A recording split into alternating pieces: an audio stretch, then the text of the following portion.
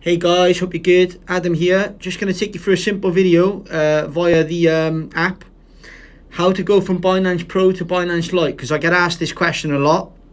So nice and simple. All you need to do, go into the app, click on the top left hand corner where you see that little man icon, and then you're just going to change to Binance Lite per there, and then we're into Binance Lite. It's pretty similar to Coinbase. I find that the Pro version is more like Coinbase Pro, but obviously they got a lot more coins on there, and the Lite version is a lot more like the standard Coinbase. But yeah, nice and simple. Hope you enjoyed. If you can like, subscribe and comment, it'd be much appreciated.